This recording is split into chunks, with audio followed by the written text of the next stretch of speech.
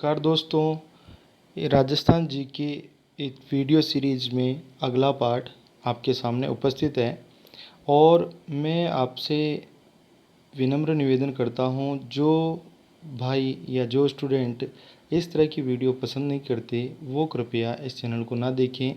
ये वीडियो हम online books पढ़ रहे हैं जो गवर्नमेंट की तरफ से हमें फ्री दी जाती है और प्रमाणित बुक्स हैं और ये हम सबको नहीं मिल पाती। मेरा काम है ऐसी अच्छी अच्छी बुक्स को ढूंढना और हम सब एक साथ इनको पढ़ें और ज़्यादा से ज़्यादा चीज़ों को याद कर पाएँ। अगर आपको ये तरीका अच्छा नहीं लगता तो कोई दिक्कत नहीं है। आपको जिस तरह की वीडियो पसंद है आप उन्हें देखें और जिन्हें इस तरह से डिटेल में पढ़ना और शांति से पढ़ना और कम टाइम में ज़्यादा पढ़ना अच्छा लगता है वो यहाँ पर इस चैनल पर आते रहें। और जिन्हें 1 घंटे की वीडियो में मुश्किल से 10 मिनट की बातें पढ़ाई जाती हैं, अगर वो अच्छा लगता है तो बिल्कुल आप ऐसे चैनल को देखते रहें। तो चलिए हम फालतू बातों को बंद करते हैं और आगे हम आहड़ सभ्यता तक पढ़ चुके थे। अब हम पढ़ते हैं आज बेराट। तो वर्तमान जयपुर जिले में स्थित बेराट का महाभारत कालीन मत्स्य जनपद की राजधानी विराटनगर से समीकरण किया जाता है। समीकरण का मतलब संबंध माना जाता है। यहाँ की पुरातात्विक पहाड़ियों के रूप में बीजक डूंगरी, भीम डूंगरी, मोती डूंगरी इत्यादि विख्यात हैं। यहाँ की बीजक डूंगरी से कैप्टन बर्ट ने अशोक का भाब्रू शिलालेख खोजा था। इनके अतिरिक्त यहाँ से बौद्ध स्तूप, बौद्ध मंदिर और अशोक स्तंभ के साक्ष्य मिले हैं। ये सभी अवशेष मौर्य युगीन हैं, मौर्यकालीन हैं। ऐसा माना जाता है कि हूण आक्रांता या विदेशी हूण आक्रमणकारी मेहरकुल ने बेराट का विध्वंस कर दिया था। चीनी यात्री युआन च्वांग ने भी अपने यात्रा वृत्तांत में बेराट का उल्लेख किया है। सभ्यता के अन्य प्रमुख केंद्र पाषाणकालीन सभ्यता के केंद्र बागोर से भारत के प्राचीनतम साक्ष्य मिले हैं। ताम्रयुगीन सभ्यता के दो वृहत समूह सरस्वती तथा बनास नदी के कांठे में पनपे थे, जिनका वर्णन ऊपर के पृष्ठों में किया गया है। इसी प्रकार राजस्थान में अन्य कई महत्वपूर्ण केंद्र रहे हैं जो इस युग के वैभव की दुहाई दे रहे हैं, यानी इन युगों की जानकारी दे रहे हैं। गणेश्वर, खेतड़ी, दरीबा, ओजियाना, कुराड़ा आदि से प्राप्त ताम्र और ताम्र उपकरणों का उपयोग अधिकांश राजस्थान के अतिरिक्त हड़प्पा, मोहनजोदड़ो, रोपड़ आदि में भी होता था। सुनारी, ईसवाल, जोधपुरा, रेड इत्यादि स्थलों से लोहयुगीन सभ्यता के अवशेष मिले हैं। अतः सरस्वती, दृशदती, बनास, बेड़च, आहड़, लूणी इत्यादि नदियों की उपत्यकाओं में, यानी इन नदियों के किनारों और इनके अलग अलग स्थानों से में दबी पड़ी कालीबंगा, आहड़, बागोर, गिलुंड, गणेश्वर आदि बस्तियों से मिली प्राचीन वस्तुओं से एक विकसित और व्यापक संस्कृति का पता लगा है। ये सभ्यताएं न केवल राजस्थानी सभ्यता का प्रतिनिधित्व करती हैं, अपितु चित्रकला, भांड शिल्प तथा धातु संबंधी तकनीकी कौशल में पश्चिमी एशिया, इराक, अफ्रीका आदि देशों की प्राचीन सभ्यताओं से संपर्क में थी। पूर्व मध्यकालीन राजस्थान। तो अब तक हमने प्राचीन प्रस्तर राजस्थान के बारे में पढ़ा और अब हम पढ़ रहे हैं पूर्व मध्यकालीन राजस्थान। इससे पहले हमने क्या क्या पढ़ा, एक बार हम उसको दोबारा सुने कि हमने राजस्थान में आर्यों का और जनपदों का उदय, आहड़ सभ्यता, कालीबंगा सभ्यता, कुछ इतिहास की बातों को, राजस्थान के नामकरण को समझा था। अब हम आगे पढ़ने वाले हैं पूर्व मध्यकालीन राजस्थान। इस काल की सबसे महत्वपूर्ण घटना रही है दोस्तों युद्ध प्रिय राजपूत जाति का उदय। राजस्थान में राजपूत राज्यों की स्थापना। गुप्त राजवंशों के पतन के बाद केंद्रीय शक्ति का अभाव।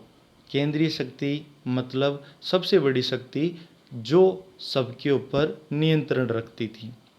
तो गुप्त राजवंश ही ऐसा था उस समय जो सबसे बड़ी शक्ति थी और उसी ने सबको नियंत्रित कर रखा था। परंतु गुप्तों के पतन के बाद केंद्रीय शक्ति का अभाव पूरे उत्तरी भारत में एक प्रकार से अव्यवस्था का कारण बना।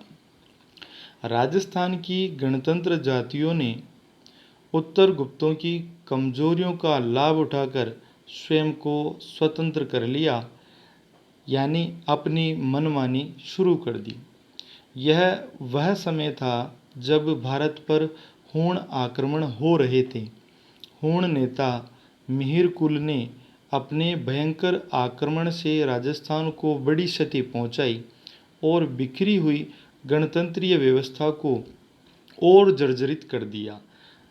परंतु मालवा के यशोवर्मन ने हूणों को लगभग 532 ईस्वी में परास्त करने में सफलता प्राप्त की। इधर राजस्थान में यशोवर्मन के अधिकारी जो राजस्थानी कहलाते थे, अपने अपने क्षेत्र में स्वतंत्र होने की चेष्टा कर रहे थे। किसी भी केंद्रीय शक्ति का न होना इनकी प्रवृत्ति के लिए सहायक बन गया। लगभग इसी समय उत्तरी भारत में हर्षवर्धन का उदय हुआ। उसके तत्वावधान में राजस्थान में व्यवस्था एवं शांति की लहर आई, परंतु जो बिखरी हुई अवस्था यहाँ पैदा हो गई थी वह सुधर नहीं सकी। इन राजनीतिक उथल पुथल के संदर्भ में यहाँ के समाज में एक परिवर्तन दिखाई देता है। राजस्थान में दूसरी सदी ईसा पूर्व से छठी सदी तक विदेशी जातियाँ आती रही और यहाँ के स्थानीय समूह उनका मुकाबला करते रहे, परंतु कालांतर में इन विदेशी आक्रमणकारियों की पराजय हुई। इनमें कई मारे गए और कई यहाँ बस गए। जो शक या हूण यहाँ बचे रहे उनका यहाँ की शस्त्रोपजीवी जातियों के साथ निकट संपर्क स्थापित होता गया। शस्त्रोपजीवी जातियाँ मतलब जो युद्ध कला या क्षत्रिय धर्म के कार्य करती थी, उन जातियों के साथ इनके अच्छे संबंध हो गए और अंत में छठी शताब्दी तक स्थानीय और विदेशी योद्धाओं का भेद जाता रहा। यानी फिर ये यहीं के ही लोकल लोग माने गए।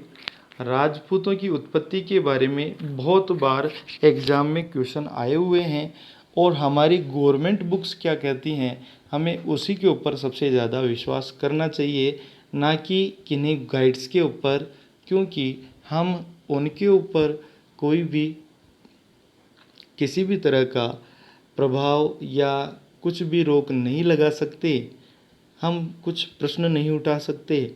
परंतु गवर्नमेंट बुक्स से हम जो भी जानकारी प्राप्त करते हैं, अगर वह गलत प्रकाशित होती है तो हम सरकार में अपनी अर्जी लगा सकते हैं।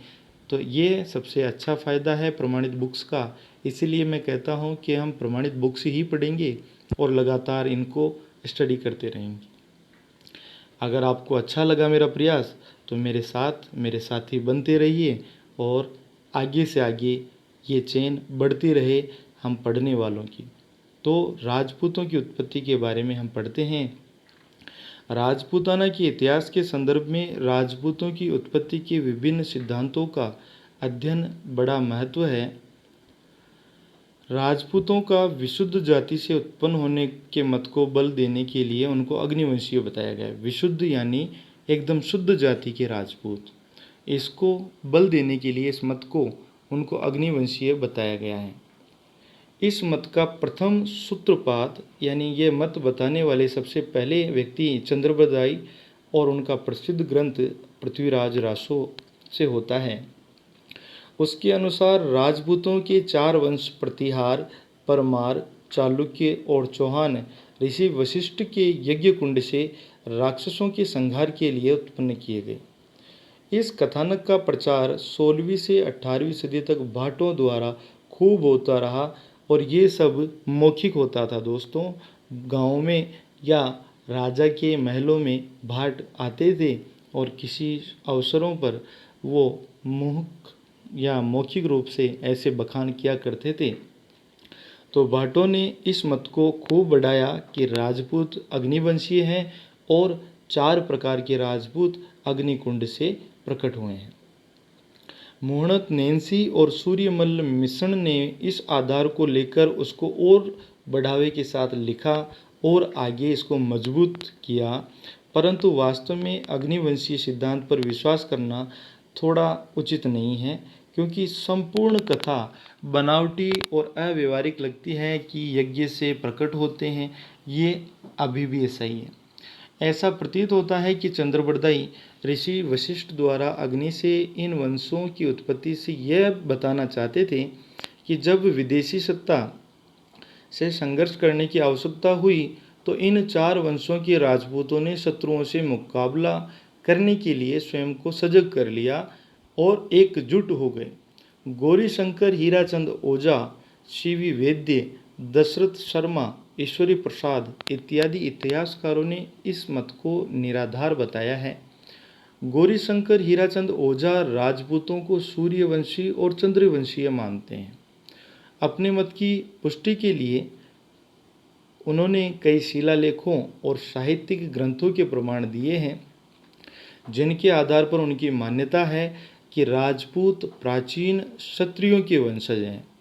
राजपूतों की उत्पत्ति से संबंधित यही मत सर्वाधिक लोकप्रिय है। राजपूताना के प्रसिद्ध इतिहासकार कर्नल जेम्स टोड ने राजपूतों को शक और सीथियन बताया है। इसके प्रमाण में उनके बहुत से प्रचलित रीति रिवाजों का, जो शक जाति के रिवाजों से समानता रखते थे, उल्लेख किया है।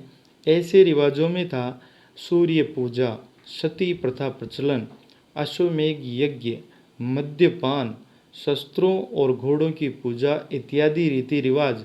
ये सब शक और सीथियन जातियों के कर्नल जेम्स टोड ने बताए। टोड का मानना है कि यही रीति रिवाज राजपूतों ने अपनाए हुए हैं। इसका मतलब ये राजपूत और नहीं, इन्हीं जातियों से बने हुए हैं। टोड की पुस्तक के संपादक विलियम क्रुक ने भी इसी मत का समर्थन किया, परंतु इस विदेशी वंशीय मत का गौरीशंकर हीराचंद ओझा ने खंडन किया है। ओझा का कहना है कि राजपूतों तथा विदेशियों की रस्मों रिवाजों में जो समानता कर्नल टोड ने बताई है, वह समानता विदेशियों से राजपूतों ने प्राप्त नहीं की, अपितु उनकी सात्यता वैदिक तथा पौराणिक समाज और संस्कृति से की जा सकती है। अतएव उनका कहना है कि शक कुषाण होड़ों के जिन जिन रस्मों रिवाजों और परंपराओं का उल्लेख समानता बताने के लिए जेम्स टोड ने किया है, वे भारतवर्ष में अतीत काल से ही प्रचलित हैं। अतीत काल यानी प्राचीन समय से ही प्रचलित हैं। उनका संबंध इन विदेशी जातियों से जोड़ना निराधार है। Doctor D.R. भंडारकर, तो ये याद रखना पड़ेगा दोस्तों। सबसे पहला हमने पढ़ा अग्निवंशीय मत, जो हमारे मोहनोत नैन्सी चंद्रबरदाई के द्वारा दिए गए। दूसरा था राजपूतों का चंद्रवंशीय और सूर्यवंशी मानना। और तीसरा है ही गौरीशंकर हीराचंद ओझा का। और अब हम पढ़ रहे हैं एक प्रमुख लेखक डॉक्टर D.R. भंडारकर का मत, राजपूतों को गुर्जर मानकर उनका संबंध श्वेत होड़ों के साथ स्थापित करके विदेशी वंशीय उत्पत्ति को और बल देते हैं। इसकी पुष्टि के लिए वे बताते हैं कि पुराणों में गुर्जर और होड़ों का वर्णन विदेशियों के संदर्भ में मिलता है। इसी प्रकार उनका कहना है कि अग्निवंशीय प्रतिहार, परमार, चालुक्य और चौहान भी गुर्जर थे, क्योंकि राजौर अभिलेख में प्रतिहारों को गुर्जर कहा गया है। किस अभिलेख में? राजौर अभिलेख में प्रतिहारों को गुर्जर कहा गया है। इनके अतिरिक्त भंडारकर ने बिजोलिया शिलालेख के आधार पर कुछ राजपूत वंशों को ब्राह्मणों से उत्पन्न माना है। वे चौहानों को वत्स गोत्रीय ब्राह्मण बताते हैं और गुहिल राजपूतों की उत्पत्ति नागर ब्राह्मणों से मानते हैं। डॉक्टर ओझा एवं वैद्य ने भंडारकर की मान्यता को अस्वीकृत करते हुए लिखा है कि प्रतिहारों को गुर्जर कहा जाना जाति विशेष की संज्ञा नहीं है, वरन उनका प्रदेश विशेष गुजरात पर अधिकार होने के कारण उनको गुर्जर कहा जाता था। जहाँ तक राजपूतों की ब्राह्मणों से उत्पत्ति का प्रश्न है, वह भी निराधार है, क्योंकि इस मत के समर्थन में उनके साक्ष्य कतिपय शब्दों का प्रयोग राजपूतों के साथ होने मात्र से है। केवल मात्र शब्दों का उपयोग है। ये हमारे डॉक्टर ओझा और वैद्य ने भंडारकर की मान्यता के बारे में कहा। इस प्रकार राजपूतों की उत्पत्ति के संबंध में उपयुक्त मतों में मतैक्य नहीं, फिर भी डॉक्टर ओझा के मत को सामान्यतः मान्यता मिली हुई है। निसंदेह राजपूतों को भारतीय मानना उचित है। पूर्व मध्यकाल में विभिन्न राजपूत राजवंशों का जो उदय हुआ, अब वो हमारे लिए काफ़ी इंटरेस्टिंग होगा पढ़ने के लिए भी, और एग्ज़ाम के पॉइंट ऑफ व्यू से भी काफ़ी इम्पोर्टेंट होगा। तो प्रारंभिक राजपूत कुलों में जिन्होंने राजस्थान में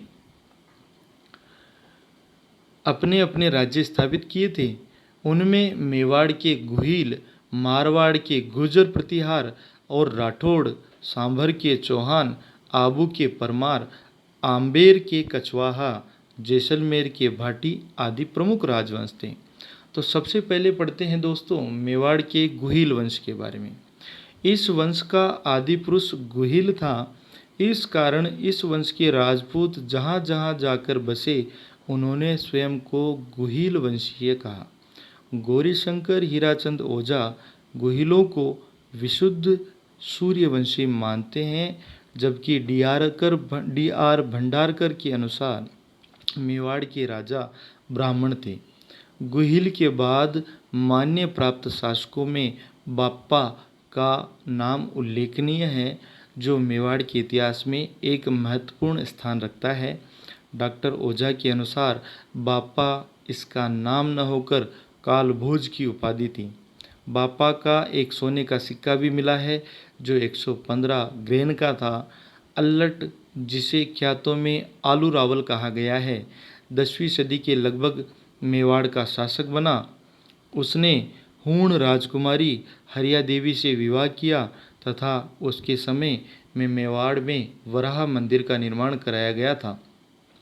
आहड़ से पूर्व गुहिल वंश की गतिविधियों का प्रमुख केंद्र था नागदा। गुहिलों ने 13वीं सदी के प्रारंभिक काल तक मेवाड़ में कई उथल पुथल के बावजूद भी अपने कुल परंपरागत राज्य को बनाए रखा। और सबसे इंटरेस्टिंग बात है दोस्तों कि राजस्थान का मेवाड़ राजवंश या मेवाड़ का राजवंश सबसे प्राचीन राजवंश माना जाता है और ये सबसे लंबे समय तक रहने वाला राजवंश है। और इसने अंग्रेज़ों और मुग़लों की स्वाधीनता स्वीकार करने के लिए बहुत कुछ लोगों को प्रयत्न करवाए और बहुत कम इन्होंने स्वाधीनता स्वीकार की, अधीनता और इन्होंने काफ़ी संघर्ष किए अपनी मातृभूमि और अपने राज्य के लिए। मारवाड़ के गुर्जर प्रतिहारों द्वारा अपने राज्य की स्थापना सर्वप्रथम राजस्थान में की गई थी, ऐसा अनुमान लगाया जाता है। जोधपुर की शिलालेखों से प्रमाणित होता है कि प्रतिहारों का अधिवासन मारवाड़ में लगभग 6वीं शताब्दी के द्वितीय चरण में हो चुका था। क्योंकि उस समय राजस्थान का यह भाग गुजरातरा कहलाता था, इसीलिए चीनी यात्री युआन च्वांग ने गुर्जर राज्य की राजधानी का नाम पीलो मोलो, भीनमाल या बाड़मेर बताया था। मोहनोत नैन्सी ने प्रतिहारों की 26 शाखाओं का उल्लेख किया है, जिनमें मंडोर के प्रतिहार प्रमुख थे। इस शाखा के प्रतिहारों का हरिश्चंद्र बड़ा प्रतापी शासक था, जिसका समय 6वीं शताब्दी के आसपास माना जाता है। लगभग 600 वर्षों के अपने काल में मंडोर के प्रतिहारों ने सांस्कृतिक परंपरा को निभाकर अपने उदात्त स्वातंत्र्य प्रेम और शौर्य से उज्ज्वलित कीर्ति को अर्जित किया। जालोर, उज्जैन, कन्नौज के गुर्जर प्रतिहारों की नामावली नागभट्ट से आरंभ होती है। जो इस वंश का प्रवर्तक था, उसे ग्वालियर प्रशस्ति में मलेच्छों का नाशक कहा गया है। इस वंश में भोज और महेंद्रपाल को प्रतापी शासकों में गिना जाता है। आबू के परमार। परमार शब्द का अर्थ शत्रु को मारने वाला होता है। प्रारंभ में परमार आबू के आसपास के प्रदेशों में रहते थे, परंतु प्रतिहारों की शक्ति के ह्रास के साथ ही परमारों का राजनीतिक प्रभाव बढ़ता चला गया। धीरे धीरे इन्होंने मारवाड़, सिंध, गुजरात, वागड़, मालवा आदि स्थानों में अपने राज्य स्थापित कर लिए। आबू के परमारों का कुल पुरुष धूमराज था, परंतु परमारों की वंशावली उत्पल राज से आरंभ होती है। परमार शासक धंधुक के समय गुजरात के भीमदेव ने आबू को जीतकर वहां विमल शाह को दंडपति नियुक्त किया। विमल शाह ने आबू में 1031 में आदिनाथ का भव्य मंदिर बनवाया था। धारावर्ष आबू के परमारों का सबसे प्रसिद्ध शासक था। धारावर्ष का काल विद्या की उन्नति और अन्य जन उपयोगी कार्यों के लिए प्रसिद्ध है। इसका छोटा भाई प्रहलादन देव वीर और विद्वान था। उसने पार्थ पराक्रम व्यायोग नामक नाटक लिखकर तथा अपने नाम से प्रहलादनपुर नामक नगर बसाकर परमारों के साहित्यिक और सांस्कृतिक स्तर को ऊंचा उठाया। धारावर्ष के पुत्र सोम सिंह के समय में, जो गुजरात के सोलंकी राजा भीमदेव द्वितीय का सामंत था, वस्तुपाल के छोटे भाई तेजपाल ने आबू के देलवाड़ा गांव में लूण वसही नामक नेमिनाथ मंदिर का निर्माण करवाया था। मालवा के भोज परमार ने चित्तौड़ में त्रिभुवन नारायण मंदिर बनवाकर अपनी कला के प्रति रुचि को व्यक्त किया। वागड़ के परमारों ने बांसवाड़ा के पास अथुर्णा नगर बसाकर और अनेक मंदिरों का निर्माण करवाकर अपनी शिल्प कला के प्रति निष्ठा का परिचय दिया। दोस्तों, इसके अगले पार्ट में हम पढ़ेंगे सांभर के चौहान। पर आशा करता हूँ कि आपको ये प्रयास अच्छा लगा होगा। और हाँ, एक इम्पोर्टेंट बात कि दोस्तों, आप इस वीडियो को एक बार विजुअल करके और सुनकर देख लेते हैं, उसके बाद आप दोबारा इन सबको आंखें बंद करके बिल्कुल शांति से बैठकर सुने। आपको गारंटी है कि लगभग आपने जो जो पढ़ा वो सारा याद आता जाएगा और आप बिल्कुल इसके ज़्यादा से ज़्यादा पार्ट को अपने दिमाग में याद कर चुके होंगे। और आप अपने साथ एक कॉपी पेन ज़रूर रखें, जिससे आपको इन वीडियोस के अंदर मिलने वाले जो नोट्स हैं उनको लिखने में सहायता मिले। इसी के साथ धन्यवाद दोस्तों। जय हिंद, जय भारत।